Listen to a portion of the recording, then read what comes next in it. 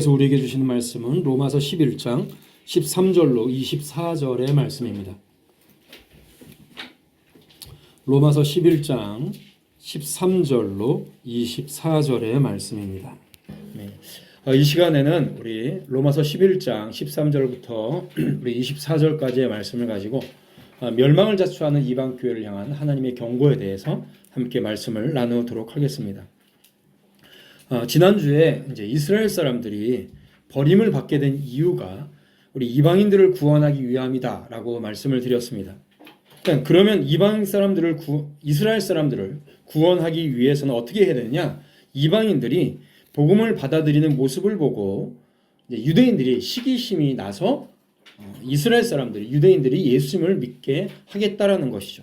그러니까 이방인들이 예수님을 믿고 유대인 이상으로 거룩한 삶, 뭡니까?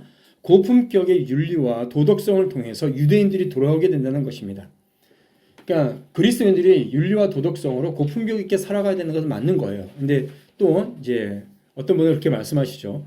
윤리와 도덕에 대해서 그렇게 많이 강조하지 않으면서 또 윤리와 도덕에 대해서 강조하시냐 그러는데, 제가 설교 시간에 윤리와 도덕에 대해서 굳이 그렇게 설교하지 않는 이유가 여러 가지가 있습니다만, 첫 번째는 뭐냐면 이 귀한 설교 시간에 윤리와 도덕을 하나하나 다 얘기한다는 게 너무 아까워요. 교회에 하나님의 말씀과 진리가 정말로 깊이 있게 선포되는 이 시간에 여러분 윤리적으로 살아라, 도덕적으로 살아라, 누구나 다 얘기할 수 있는 거죠. 초등학생이 여기 서도 여러분 윤리와 도덕적으로 살아라 라는 말은 쉽게 할 수 있습니다. 그러니까 이 귀한 시간에 하나님의 진리를 깊이 있게 선포돼야 되는 시간에 굳이 그것을 다 누구나 할 수 있는 얘기를 할 필요가 없는 거죠. 또 하나는 중요한 것은 뭐냐면 성령에 의해서 거듭나지 않은 사람들에게 윤리와 도덕을 강조하게 되면 그것은 악으로 치닫게 되는 일이기 때문입니다. 싸움밖에 안 나요. 그러니까 거듭난 사람은, 변화된 사람은 변화된 삶을 살게 돼 있습니다. 그러니까 복음이 없이 정의를 말하게 되면 반드시 거기에 피를 보게 되어 있어요. 그렇기 때문에 함부로 앞에 있는 사람이 정의와 윤리를 외치면 안 되는 겁니다. 그러나 도덕적으로 살지 말라는 것이 아닌 거죠. 그걸 말하는 것이 아닙니다. 굳이 거기까지 갈 필요가 없는 것이기 때문입니다. 그렇기 때문에 유대인들이 거듭날 수 있는 방법이 뭐냐면 고품격의 윤리와 도덕들. 여러분, 유대인들이 지금 살아가는 모습들도 보십시오. 그때나 그렇고 2000년 전에도 그렇고요. 지금도 그러면 보면 정통 유대인들은요, 그들이 살아가는 모습을 보면 남들이 흉내내지 못할 정도로 자신들에게 내려오는 그런 전통을 굉장히 철저하게 지키려고 노력을 합니다. 저렇게 지키면 힘들지 않을까? 굉장히 스트레스 받지 않을까라는 생각이 들 정도로 정말 철저하게 지키거든요. 목숨 걸고 지킵니다. 그러니까 다른 이방 사회, 이방 교인들이 너희들이 생각하는 메시아를 믿으면서 너희들 그거밖에 못 믿어? 그렇게밖에 못 살아? 라는 그런 모습을 보이면 유대인들은 안 돌아온다는 거예요. 적어도 본인들보다는 그 정도 이상으로 제대로 사는 모습이 보여져야 그들이 저런 고품격의 윤리와 도덕은 우리 건데, 하나님의 선택받은 우리의 것인데 저 사람들은 어떻게 저렇게 고품격의 어떤 거룩함을 유지하면서 살아가지? 라는 어떤 시기심과 질투심이 들어서 복음을 듣게 된다는 겁니다. 그러니까 당연히 우리는 거룩하게 윤리와 도덕적으로 살아야 되는 거죠. 그러므로 유대인에 대한 결론은 뭡니까? 하나님께서 그들을 아예 버리신 것이 아니다. 꺾이긴 하였지만 완전하게 궁극적으로 최종적으로 배제한 것은 아니다라는 겁니다. 그것을 로마서 9장서부터 11장까지 계속해서 논지를 사도 바울은 얘기를 하고 있는 겁니다. 그러면서 결론이 뭐냐면, 가장 중요한 결론은 구원은 어떤 민족이나 인종이 아니라 공평하게 오직 믿음으로 말미암아 받는 것임을 기억해야 된다는 거예요. 자, 구원은 오직 믿음으로 말미암아 받습니다. 그리고 이것은 새로운 것이 아니에요. 철저하게 구약 성경에서부터 말씀하신 겁니다. 사도 바울은 지금 로마서를 계속해서 씀에 있어서 구약 성경을 그대로 가져와서 인용해서 얘기를 하고 있어요. 그러면서 이미 이 믿음으로 말미암아 구원을 얻는 것은 새로운 것이 아니라 구약에서부터 동일하게, 구약이든 신약이든 믿음으로 말미암아 구원받는 겁니다. 즉 유대인이든 이방인이든 믿음으로 말미암아 구원을 받는 것이지, 특별히 어떤 민족, 국가, 인종, 교파기 때문에 구원받는 것이 아님을 말씀하고 있는 겁니다. 자, 항상 이 개념을 지금 놓치지 말고 여러분들이 설교를 들어야 됩니다. 이것을 잊어버리면 안 돼요, 우리가. 그래서 사도는 그러면서 오늘 본문 전체를 통해서 우리가 읽은 본문을 통해서 이방인들이 지금 여기는 우리들이죠. 우리들도 이제 유대인들의 입장에서는 이방인이잖아요. 유대인들이 완전히 버림받았다고 생각하면서 또 스스로 교만해서는 안 된다는 겁니다. 그거를 말씀하고 있어요. 그러면서 우리에게 심각한 경고를 내려주고 있습니다. 왜냐하면 유대인들이 행했던 그 오류와 죄를 이방 교회의 성도들이, 교인들이 그대로 행하고 있어서 멸망을 자초하고 있기 때문에 그렇습니다. 이미 이때서부터 그런 거예요. 그러면서 우리 여러분들 이 본문을 통해서 우리가 잘 들어봐야 됩니다. 자, 먼저 이 경고를 듣기 전에 우리가 사도 바울의 전도자로서의 자세를 먼저 좀 배우고 가보도록 하겠습니다. 우리가 14절 말씀을 다시 한번 읽어보도록 할게요. 14절 1절 시작. 이는 혹 내 고륙을 아무쪼록 시기하게 하여 그들 중에서 얼마를 구원하려 함이라. 아멘. 자, 사도는 이방인의 사도로서 자신의 직분을 굉장히 영광스럽게 여겼습니다. 그렇지만은 그러면서도 자신의 민족인 유대인들에 대해서 무관심했던 것은 절대 아니에요. 그러니까 오히려 한 사람의 유대인이라도 회개하면 큰 기쁨을 그는 얻었습니다. 바로 이것이 우리의 자세가 되어야 돼요. 전도에 대한 우리의 자세가 되어야 됩니다. 우리는 어떤 사람은 구원받지 못한다고 단념해버리는 것을 극히 주의해야 합니다. 물론 믿지 않고 있는 그 사람이, 우리가 믿지 않고 있는 그 사람이 어떻게 될지 모르잖아요. 그렇기 때문에 우리는 전도 대상자들의 구원을 진정으로 열망하고 그 사람들이 구원받기를 간절히 포기하지 않고 기도해야 될 줄로 믿습니다. 유대인들은 마땅히 복음을 받아들여야 함에도 불구하고 복음을 받아들이지 않았습니다. 그들은 그래서 실족했습니다. 그럼에도 불구하고 사도는 그들의 회복을 간절히 바랬어요. 그리고 한 사람이라도 구원받으면 굉장히 기뻐했습니다. 그리고 간절히 소원하며 기도하고 있어요. 이것이 오늘날 우리의 기도가 되어야 하는 겁니다. 이 부분에서 마틴 로이드 존스 목사님은 변절자로 간주하는 분파들에 대해서도 이런 태도를 우리가 가져야 된다라고 얘기를 하고 있습니다. 변절자로 간주된 분파들 뭐예요? 그러니까 개혁주의적, 이 청교도 개혁주의의 어떤 신학에 있지 않고 약간 왜곡되고 또 약간 이단으로 빠진 그들도 우리가 포기하지 않고 기도해야 된다는 거죠. 그래서 우리는 계속해서 부흥을 갈망하고 고대하고 전도하고 기도해야 될 줄로 믿습니다. 12절에 보면 그들의 넘어짐이 세상의 풍성함이 되며 그들의 실패가 이방인의 풍성함이 되거든 하물며 그들의 충만함이요. 이 말씀은 뭐냐면 유대인 대다수가 쫓겨남으로 이방인들이 큰 축복을 받았다면 유대인들이 하나님 앞으로 많이 돌아오게 되면 이방인들을 향한 축복은 얼마나 그보다 크겠느냐라고 얘기를 하고 있는 겁니다.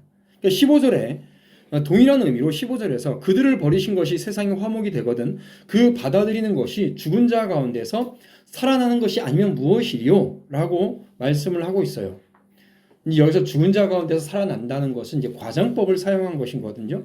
그러니까 버림받았다고 생각한 유대인들이 돌아오는 것이 얼마나 놀랍고 영광스러우면 죽은 자 가운데서 살아나는 것과 같이 그렇게 비교해서 과장해서 그가 얘기를 하고 있겠습니까? 우리가 이런 거예요. 전도를 하는데 정말로 전혀 믿지 않을 것 같은 사람이 있잖아요. 그렇죠? 그러니까 우리가 전도할 때도 관상 보잖아요. 전도지 돌릴 때도 저 사람은 딱 관상 보고 전도지 안 받을 것 같아, 막 전도에도 안 들어올 것 같아, 막 이런 생각을 한단 말이에요. 그러니까 도대체 변화될 것 같지 않은 사람이 변화된다면 우리가 얼마나 큰 축복과 은혜를 누립니까? 우리 정말로 감격합니다. 야, 저 사람이 교회를 안 나올 것 같은 사람이 교회를 나왔어 하면서 감격한단 말이죠. 그런 마음으로 사도 바울은 자신의 민족인 유대인들을 향해서 그렇게 기도하고 간절하게 소원하고 있는 겁니다.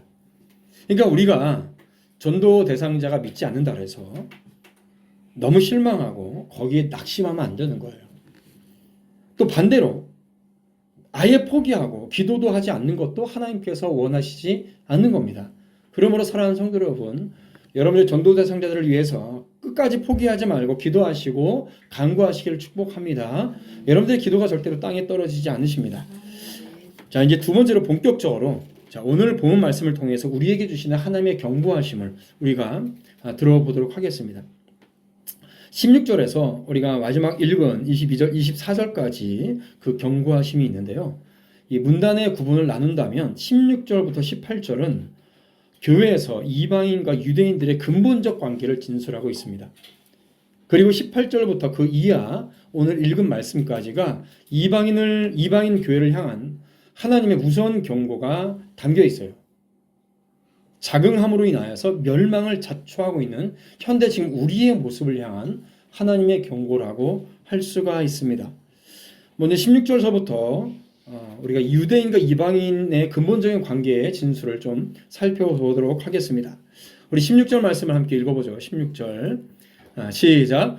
제사는 처음 익은 곡식가루가 거룩한즉 떡덩이도 그러하고 뿌리가 거룩한즉 가지도 그러하니라. 아멘. 자, 이 말씀은 16절부터 18절에서 이 말씀은 민수기 15장에 하나님께 드려지는 곡식에 대한 말씀을 인용해서 사도 바울이 말씀을 하고 있어요. 자, 너희의 처음 익은 곡식가루의 떡을 대대에 여호와께 거제로 드릴지어다 라고 민수기 15장에 말씀을 하고 있습니다. 그게 뭐냐면 하나님 앞에 드려지는 제사 때 드려지는 이제 곡식가루가 있어요. 곡물가루를 드리는데 처음 익은 곡식가루를 제사장들이 특별히 구별하여 놓습니다. 예를 들어서 처음 익은 곡식가루 중에 한 말, 20kg를 딱 구별을 했어요. 그 중에서 20kg를 다 만드는 것이 아니라 어느 한 부분을 딱 구별해서 떡을 만들겠죠. 그러니까 20kg를 딱 구별해서 가져왔어요. 거룩하게. 그 중에서 일부를 떡을 만들었습니다. 자, 그럼 여기서 퀴즈. 나머지 곡식가루는 거룩할까요? 아니면 속된 걸까요? 헷갈리죠? 여러분, 나머지도 거룩한 거예요. 그 남은 것도 거룩하다는 얘기입니다. 자, 여기서 거룩하다라는 의미를 일단은 좀 확실하게 그 단어의 의미를 알아야 돼요. 자, 거룩하다라는 단어는 도덕적인 성격을 여기서는 언급하고 있는 것이 아닙니다. 하나님께 바쳐지고 봉헌될 것, 즉 구별되었다는 의미예요. 구별된 것, 하나님의 것으로 구별된 겁니다. 여러 가지 이 거룩하다라는 용어들이 사용되고 있는데 물론 거룩은 순결함의 의미를 가지고 있어요. 그래서 하나님은 거룩하시다라고 할 때에 하나님께서 절대적으로 완전하시고 죄가 없으시다라는 의미를 갖고 있습니다. 그러나 여기서 일반적으로 거룩하다라는 단어는 기본적으로 구별되었다. 하나님을 위해서 구별되었다라는 의미를 가지고 있어요. 그래서 성전에서 사용되는 기구들을 거룩한 기구들이라고 얘기를 합니다. 하나하나. 이 모든 것들이 이런 기구들 있잖아요. 그냥 사실 나무 쪼가리잖아요. 그러나 하나님의 예배를 위해서 하나님 것으로 거룩하게 구별되어 있어요. 그렇다면 이제 거룩한 기구들, 구별됐다라는 의미죠. 우리가 이런 의미들을 이제 정확하게 알아야 되는 것이 왜냐하면 성경을 읽다 보면 잘못하게 해석되는 경우가 있어요. 우리 함께 찾아볼게요. 고린도전서 7장을 좀 한번 찾아보십시다. 예. 고린도전서 7장을 찾아서 잠깐 읽어볼게요. 7장 14절.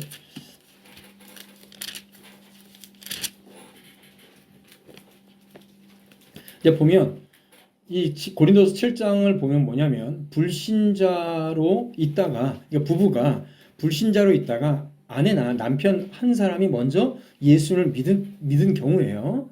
그럴 때 주님께서 말씀하십니다. 7장 14절 1절 시작. 믿지 아니하는 남편이 아내로 말미암아 거룩하게 되고 믿지 아니하는 아내가 남편으로 말미암아 거룩하게 되나니 그렇지 아니하면 너희 자녀도 깨끗하지 못하니라. 그러나 이제 거룩하니라. 아멘. 여기 말씀해 보면 불신자로 있다가 부부가 어느 한 편이 먼저 예수를 믿게 되었어요. 그러면 갈라치지 말라. 이혼하지 말아라. 어느 한 편이 아내 때문에 또는 남편 때문에 반대쪽이 다른 믿지 않는 남편이나 아내가 거룩하게 될 것이다 라고 말씀을 하고 있거든요. 여기서 거룩하다라는 단어가 뭐냐면 예수를 믿고 깨끗하게 된다라는 의미가 아니에요. 네. 무슨 얘기냐면 도덕적으로 순결하다는 의미나 거룩함을 구원받았다는 의미가 아니라 교회의 영역 안으로 들어오게 된다라는 것을 말씀하고 있는 거예요. 그냥 교회의 영역 안으로 들어오는 것을 허용하고 있다라는 것을 말씀하고 있는 겁니다. 여기서 거룩하다는 뜻은 그런 의미로 우리가 생각을 해야 돼요. 여기서 처음 익은 곡식가루가 거룩한즉 떡덩이도 그러하고 이런 말씀이 뭐냐면 바로 구별됐다는 의미입니다. 그러니까 뭐예요? 유대인들이 처음 익은 곡식가루로 구별됐기 때문에 하나님께 그대로 속해 있다라는 의미를 가지고 있는 겁니다. 마찬가지로 뿌리가 거룩한즉 가지도 그러하니다라는 말씀도 마찬가지예요. 뿌리가 거룩하다면 거기에서 나온 가지 또한 당연히 거룩하다라는 것을 말씀하고 있습니다. 한마디로 하나님께 속해 있다. 하나님의 것이다. 라는 것을 말씀하고 있어요. 자, 그렇다면 여기서 처음 익은 곡식가루와 뿌리는 누굴 가리킬까요? 처음 익은 곡식가루와 뿌리는 우리가 보통 여기서 또 참 감람나무 이런 것들을 이제 유대인이라고 생각하는데 그것이 아니고 여기서 처음 익은 곡식가루와 뿌리는 뭐냐면 이스라엘 족장들, 특별히 아브라함을 얘기를 합니다. 아브라함과 이삭, 야곱, 유대 민족의 뿌리죠. 그들은 이 처음 익은 곡식가루예요. 새로 생겨난 그 위대한 민족의 떡덩이입니다. 특히 뿌리는 아브라함을 말씀하고 있어요. 물론 더 이제 올라가다 보면 뭐 아담까지 올라가겠지만 우리가 아브라함을 믿음의 조상이라고 말씀을 하잖아요. 그 얘기가 뭐냐면 아브라함이 여기서 뿌린 거예요. 떡으로 구워져 하나님께 바쳐진 처음 익은 곡식가루가 거룩하고 아브라함으로 나타내는 뿌리가 거룩합니다. 하나님께 구별되었으니까 거룩하다는 의미예요. 즉 아브라함으로부터 나온 자손도 동일한 범주, 즉 하나님께 속했다는 말을 사도 바울은 하고 있는 겁니다. 또 여기서 혼동하면 안 되는 것이 참 감람나무가 나오는데 참 감람나무는 유대 민족이 아니에요. 유대 민족은 가지예요. 가지. 참 감람나무는 뭐예요? 뿌리로부터 나오는 하나님의 백성입니다. 하나님의 백성. 왜 이것이 헷갈리냐면 자, 뿌리인 아브라함에게서 두 개의 민족이 나옵니다. 이 부분을 여러분들이 의미를 잘 파악을 해야 돼요. 자, 두 민족이 나와요. 아브라함은 두 민족의 조상입니다. 하나는 자연적인 민족이고 또 하나는 영적인 민족이에요. 자, 로마서 9장 6절부터 7절 말씀에 보면 이스라엘에게서 난 그들이 다 이스라엘이 아니요 아브라함의 씨가 다 그의 자녀가 아니라 오직 이삭으로부터 난 자라야 내 씨라 불리리라 라고 말씀하셨습니다. 그러니까 육신의 자녀와 영적인 자녀가 모두 아브라함에게서부터 나왔어요. 그리고 여러분 아브라함에게 주신 하나님의 약속이요 영적인 축복도 있고 또 물질적인 축복도 있어요. 육체적인 축복도 있단 말입니다. 그러니까 혼란에 빠지기 쉬운 거예요. 그걸 구별을 못하는 거죠. 그래서 유대인들이 이 복음을 거부하는 가장 근본적인 이유가 바로 여기에 있어요.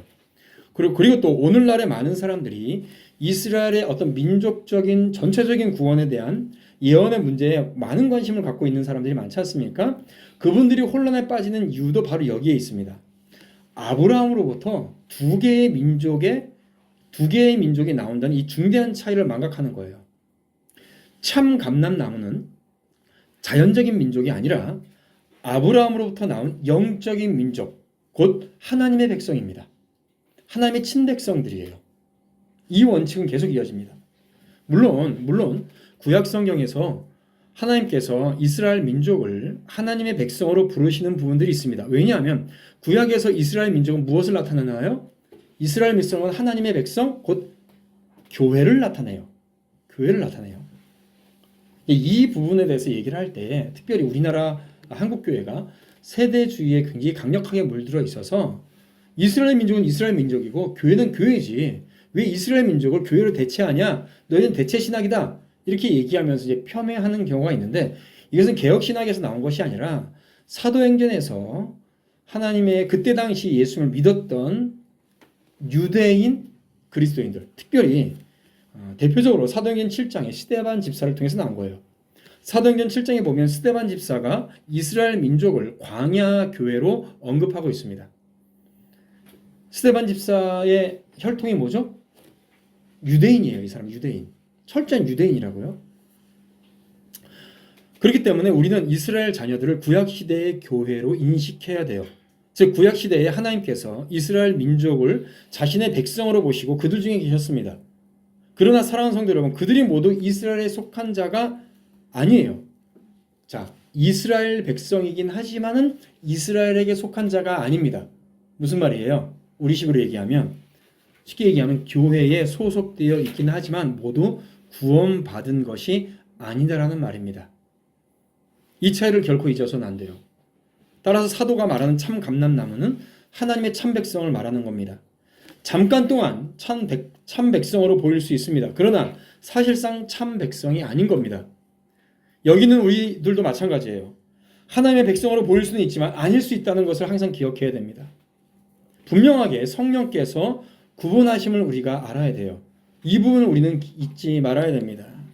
그래서 사도는 다음과 같은 사실을 가리키고 있어요. 믿지 않는 유대인들은 비록 아브라함의 씨고 어떤 의미로는 참 감람나무에서 난 자연적인 가지들이기는 해요. 가지는 가지예요. 그렇지만 불신으로 인하여서 잘린 바 된 겁니다. 꺾여버린 겁니다. 그래서 그들은 참 감람나무에 하나님의 친백성에 속해 있지 못한 겁니다. 그리고 이방인들이 예수 그리스도를 믿음으로 말미암아 참 감람나무, 즉 하나님의 백성에 접붙여졌고 그뿐만 아니라 아브라함의 자녀들이 되어서 하나님의 백성으로서의 모든 축복을 함께 공유할 수 있게 되었다는 것을 말씀하고 있는 겁니다. 자, 여기서 중요한 사실은 뭘까요? 여기서 중요한 사실은 하나님의 백성인 참 감람나무에 접붙여질 수 있는 방법이 무엇입니까? 참 감람나무에 접붙일 수 있는 방법은요, 딱 오직 하나예요. 오직 믿음으로밖에는 안 된다는 겁니다. 오직 믿음으로밖에는 안 돼요. 구원의 방법은 오직 하나입니다. 구약과 신약이 언제나 동일합니다. 로마서 4장에서도 아브라함도 믿음으로 말미암아 의롭다 여김을 받았다고 분명하게 말씀하고 있습니다. 우리를 구원하는 것은 이 감람나무의 뿌리의 진액과 관계를 맺는 겁니다. 그렇기 때문에 그러기 위해서 참 감람나무에 접붙임을 받아야 되는데 그 방법은 오직 믿음만 가능한 거예요. 믿음으로만 가능한 거예요. 그래서 국적이나 자연적인 태생, 모태신앙, 그 외에 어떤 다른 요인들, 우리가 개혁주의 교회에서 다니니까 예배드리기 위해서 이 자리에 있으니까 어떤 외적인 요인들, 유일한 결정력 요인은요, 바로 아브라함 안에 있는 이 믿음의 관계에 있는 거예요. 그런데 유대인들은 자신들만이 하나님의 백성이라고 교만하게 말한 겁니다. 그래서 잘려져 나간 거예요. 그런데 사도 바울이 여기서 말하라고 하는 것은 이방 교회도 이방인들과 유대인들과 똑같은 말을 하고 있는 위험 속에 직면해 있다고 얘기를 하고 있습니다.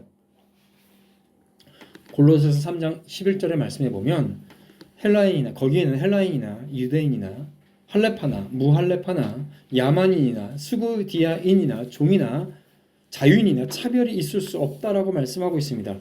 유일하게 중요한 것은 여러분이 이 참 감람나무에 접붙여 있는가 그렇지 않은가예요. 여러분들이 믿음 외에 다른 것들을 생각하고 의지하는 근거를 끊어버려야 되는 겁니다. 내가 믿음이 정말로 있는가? 내가 정말로 믿고 있는 사람인가를 항상 생각해보고 고민해봐야 된다는 거예요. 보세요.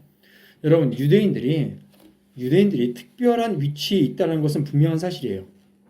여러분, 유대인들은요, 하나님 앞에 특별한 위치에 있긴 있었어요. 왜요?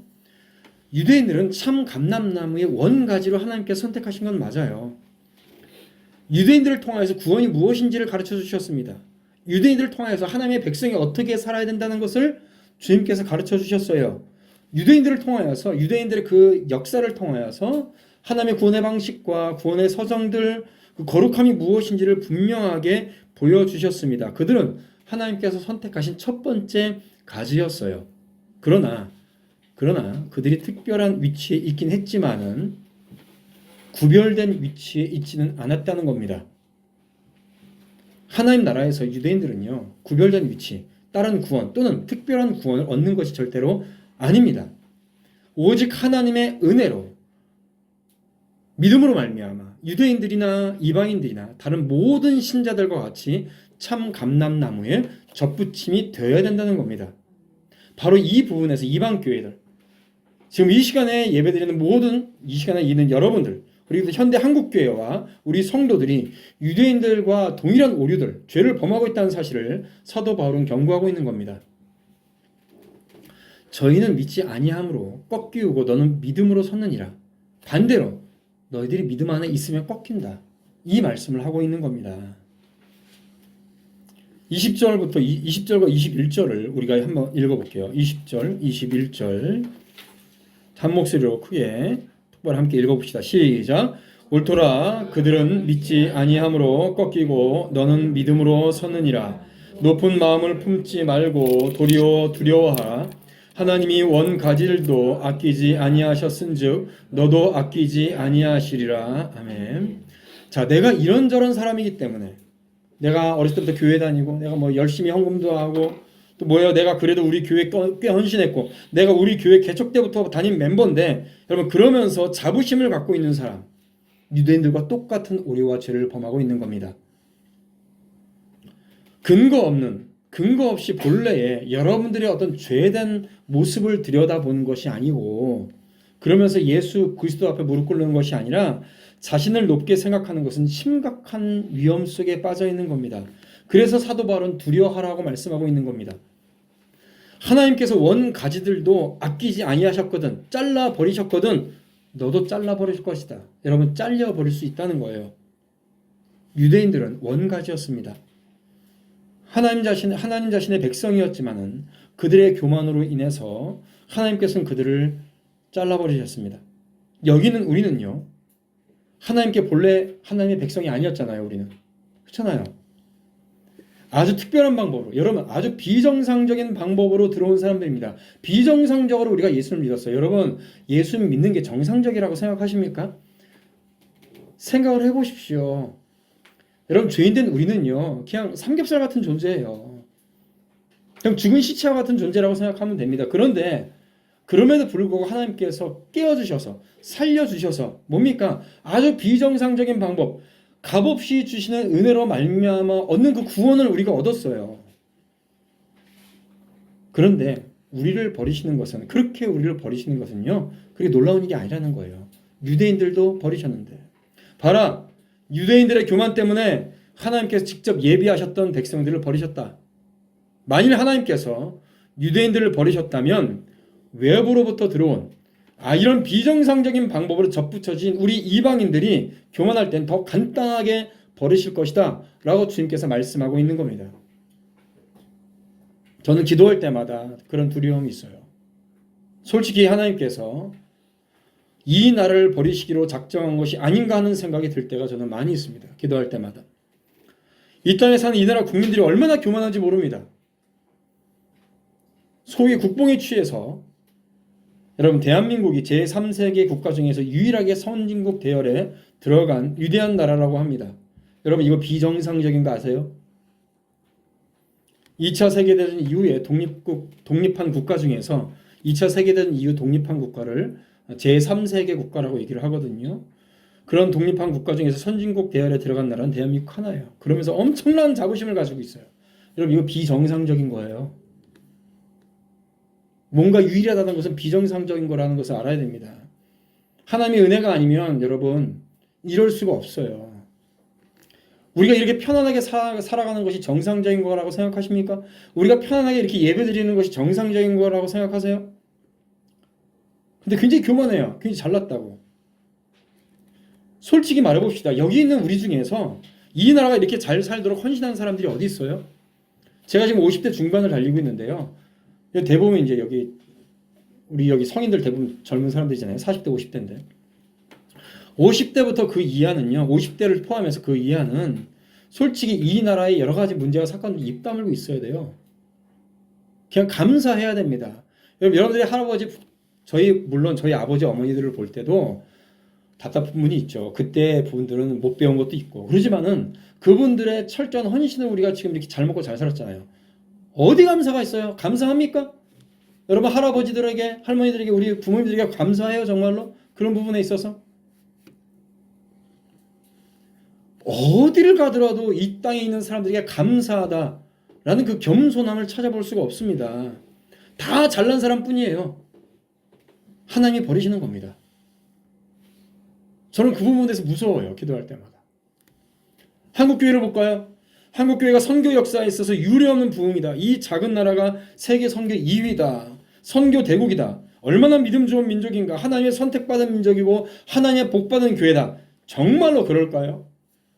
여러분 허수예요. 허수. 모든 숫자가 거짓이라고요. 1000만 그리스도인이요? 1000만은 무슨 10분의 1도 안 됩니다.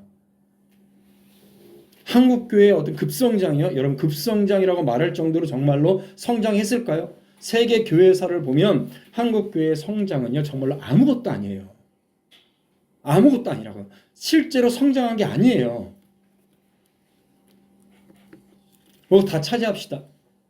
여러분 스스로는 어떻습니까? 정말로 감사하면서 겸손함으로 살아가세요.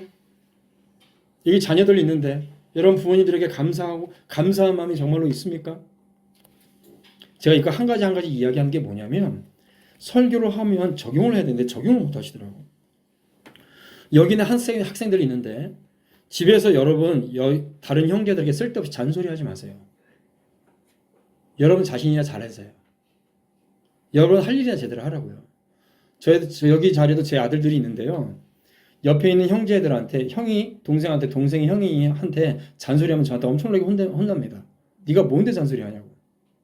잔소리는 부모가 자식한테 하는 거예요. 교회에서도 마찬가지예요. 교회에서도 직분받은 직분자가 목사가 또 목사를 통해 직분받은 직분자가 성도들에게 잔소리하고 이끄는 겁니다. 성도들이 뭘 잘났다고 너가 거룩하니 어쩌니 저쩌니 이런 얘기를 해요. 여러분 교만한 거예요. 교만하면 멸망이에요. 잘린다고요. 꺾인다고요. 하나님 앞에. 여러분 왜 이렇게 교만한 이유가 뭘까요? 단 한 가지예요. 하나님을 몰라요. 간단합니다. 여러분 하나님을 잘 알고 있는 것 같죠? 하나님을 몰라요. 하나님이 어떤 분이신지를 몰라요. 그럼 마음에 새기지 않았어요. 그렇기 때문에 교만한 겁니다. 하나님에 대해서, 하나님의 본성에 대해서 그 거룩하심을 알지 못합니다. 더 정확하게 말하면 성경에 계시된 그 교리에 계시된 그대로의 하나님을 알려고 하지 않습니다. 그대로 그것을 받아들이지 않아요. 자신의 생각으로 대치하거나 성경의 가르침 중에서 일부분만 받아들이고 나머지는 거절합니다. 그리고 내가 원하는 하나님을 만들어요. 신을 만들고 그것을 하나님이라고 얘기를 합니다. 그래서 교만한 거예요. 여러분 22절 말씀을 읽어보실까요? 22절입니다. 중요한 말씀인데 결론 부분에 해당되는 말씀이에요. 22절 같이 읽죠. 시작. 그러므로 하나님의 인자하심과 준엄하심을 보라. 넘어지는 자들에게는 준엄하심이 있으니 너희가 만일 하나님의 인자하심에 머물러 있으면 그 인자가 너희에게 있으리라. 그렇지 않으면 너도 찍힌 바 되리라. 아멘. 자, 20절 뒤에 후반부에 뭐라고 말씀하시냐면 높은 마음을 품지 말고 도리어 두려워하라고 말씀하십니다. 자, 교만하지 않는 방법은 뭐냐면 교만을 고치는 방법은 뭐냐면 두려워하는 거예요. 하나님을 두려워하면 됩니다. 하나님을 두려워해야 교만하지 않습니다. 그런데 두려워하지 않아요. 하나님이 여러분들을 매 순간순간 보고 계신다는 것을 두려워해야 돼요. 그런데 두려워하지 않습니다. 그래서 사도는 말합니다. 하나님의 인자하심과 하나님의 준엄하심을 보라. 인자하심과 준엄하심을 보라. 개역 한글판에는 이 준엄하심을 어미하심이라고 번역을 하고 있어요. 무슨 뜻일까요? 준엄하심. 엄격하고 정확한 공의로우신 분이다. 심판의 하나님이시다. 이런 의미입니다. 로마서 1장 18절에 보면 하나님의 진노가 불의로 진리를 막는 사람들의 모든 경건하지 않음과 불의에 대하여 하늘로부터 나타나나니 라고 말씀하고 계십니다. 준엄함은 하나님의 진노입니다. 이것이 성경에 가장 많이 나오며 성경 전체의 메시지입니다. 그런데 사람들은 바로 이것을 소홀히 하고 있습니다. 무엇만 기억하죠? 하나님의 인자하심, 사랑, 긍휼, 자비만 제시됩니다. 준엄함, 공의로움, 의로움, 죄에 대한 하나님의 진노에 대해서는 점점 듣지 못하고 있습니다. 바로 여기에 문제들이 일어나는 겁니다. 준엄하심. 그 준엄하심 앞에 하나님을 두려워해야 돼요. 경외해야 합니다. 그런데 22절에 이 진리를 깨닫지 못하는 것이 바로 모든 실패의 원인이에요. 여러분 주일날 예배 시간에 나와서도 하나님의 경외함이라는 단어를 들어보지 못합니다. 준엄함이라는 단어를 들어보지 못해요. 공의, 진노하심을 들어보지 못합니다. 그러나 사도 바울은 얘기합니다. 인자하심을 기억할 뿐만 아니라 준엄하심, 하나님의 그 심판을 기억하라고 말씀하고 있습니다. 공경하고 두려워해야 됩니다. 지금 여러분 두려움 속에 이 예배 시간에 나와 있습니까? 아니면 딴 세상 속에 있어요? 예배 시간에 여러분 하고 싶은 대로 합니까? 두려워하지 않은 거예요. 예배를 자기가 원하는 대로 사람이 원하는 방식으로 이상하게 바꿔서 드리는 예배도 많이 있습니다. 여러분 이 시간에 예배 시간에 여러분 두려움의 자세로 경외심의 자세로 나와서 예배 드리고 있습니까? 두려워하지 않으니까 그러는 겁니다.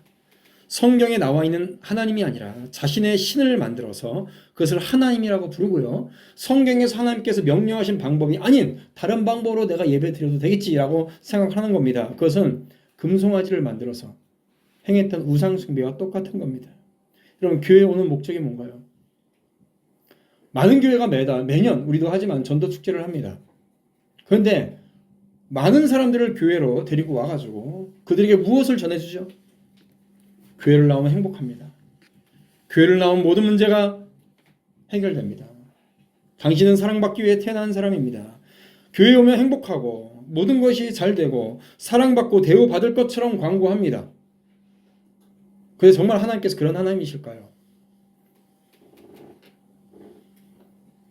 신자나 불신자나 모두 교회에 나와서 이 준엄하신 하나님의 음성을 듣지 않으면 여러분 죽는 겁니다. 왜 아까운 시간에 그렇게 힘들이고 공들여서 전도 대상자들을 불러 앉혀놓고 주의 복음과 율법 말씀을 정확하게 들을 수 있는 기회를 주지 않느냐는 말이죠. 거기에 주를 경외함, 경건이라는 단어는 참으로 교회에서조차도 찾을 수가 없습니다. 우리를 구원하신 목적이 뭔가요? 우리를 왜 하나님의 백성으로 부르셨습니까? 디도서 2장 14절 말씀에 보면 그가 우리를 대신하여 자신을 주심은 모든 불법에서 우리를 속량하시고 우리를 깨끗하게 하사 선한 일을 열심히 하는 자신의 백성이 되게 하려 하심이라 라고 말씀하셨습니다. 단지 우리를 용서하기 위해서 구원하신 것이 아니라 구원의 목적은 우리를 거룩하게 하고 의롭게 하시는 것입니다. 준엄하신 하나님을 바라보며 그 거룩하심을 따라하기 위해서 우리를 구원하신 것입니다. 구원의 목적은 행복이 아니에요. 거룩함입니다. 그런데 지금 우리는 하나님의 사랑과 용서를 너무나도 악용하고 있어요. 하나님은 거룩하신 하나님이십니다. 할렐루야. 거룩하심이라는 그 속성이 뭡니까? 하나님의 거룩하심은요, 하나님의 모든 속성 중에서 가장 근본적인 속성이에요. 하나님의 거룩하심을 빼버리면 사랑, 긍휼, 자비, 이 모든 것들은요, 잘못되게 돼 있어요. 하나님은 사랑의 하나님이시죠. 그러나 정확하게 이야기하면 하나님은 거룩하신 사랑의 하나님이십니다. 사랑이 거룩함이 빠지면 어떻게 될까요? 그건 집착이 돼요. 음행이 될 수 있습니다. 긍휼에서 사랑을 빼버리면 어떻게 될까요? 여러분 정의에서 사랑을 빼버리세요. 거룩한 정의가 돼야 돼요. 정의도 거룩한 정의가 돼야 돼요. 거룩함이 빠지면 어떻게 될까요? 그럼 거기에 피가 튀어요. 다른 사람을 죽입니다. 거룩함을 빼버리면 아무것도 안 돼요. 그런데 거기에 거룩함이 나타나지 않아요. 하나님의 사랑과 용서를 그래서 악용하고 있는 겁니다. 여러분, 하나님의 사랑뿐만 아니라 하나님의 준엄하심, 하나님의 인자하심뿐만 아니라 하나님의 의로우심, 하나님의 자비하심뿐만 아니라 죄에 대한 하나님의 진노를 기억해야 될 줄로 믿습니다. 그렇다면 그리스도인의 삶에 있어서 자부심, 자긍심, 어떤 아주 작은 교만함 이런 거 생각할 수가 없어요. 그리스도인의 삶의 모습은 무엇입니까? 겸손과 감사뿐입니다. 우리가 예수를 믿고 용서받음으로 인하여서 어떤 복을 받았든지 간에 또 어떤 다른 사람이 어떤 같지 않은 어떤 특별한 어떤 경험을 했든지 간에 그것들을 왜 자랑할 필요가 있어요? 자랑거리가 되지 않습니다. 한국교회가 간증 집회가 다 벌었어요. 무엇을 할 수 있게 되었든지 간에 우리가 하나님 앞에 설 때는 우리는 누구이며 무엇입니까? 우리는 그저 한낱 심판받아야 되는 죄인일 뿐입니다. 그 심판대를 생각하지 않는 겁니다. 그래서 두려워하지 않는 겁니다. 두려움이 없으니까. 교회 와서 경외함이 없으니까 무슨 모습만 있죠? 경박하고 경솔하고 곁칠에만 있고 천박함만 남아 있는 겁니다. 그래서 사도 바울이 우리에게 말씀해 주고 있는 거예요. 넘어지는 자에게는 준엄함이 있으니 너희가 만일 하나님의 인자하심에 머물러 있으면 그 인자가 너희에게 있으리라. 그렇지 않으면 너희가 찍히는 바 되리라. 인자하심과 준엄함을 기억하라는 겁니다. 사랑하는 성도 여러분, 빌보서의 말씀처럼 그러므로 정말로 여러분 권면하기를 두렵고 떨림으로 여러분들의 구원을 이루시기를 축복합니다. 구원을 여러분들의 이익으로 생각하지 마세요. 신중히 행하십시오. 신중하게 말하십시오. 신중하게 생각하고 행동하십시오. 다른 사람에게 잔소리할 시간이 없습니다. 여러분들이 뭔가를 한다고 이 나라가 새롭게 되는 게 아니에요. 그래서 뭔가 스스로가 자부심을 갖지 마십시오. 경건함과 두려움으로 하나님을 기쁘시게 섬길지니 우리 하나님은 소멸하는 불이심이라 라고 히브리서 기자는 고백하고 있습니다. 이 말씀을 기억하시면서 행하십시오. 원하기엔 정말로 사랑하는 성도 여러분, 하나님의 인자하심 뿐만 아니라 준엄하심을 바라보면서 끝까지 여러분들의 믿음을 지키시고 승리하는 우리 성도들 되시기를 주님의 이름으로 축원드립니다. 네, 기도하겠습니다.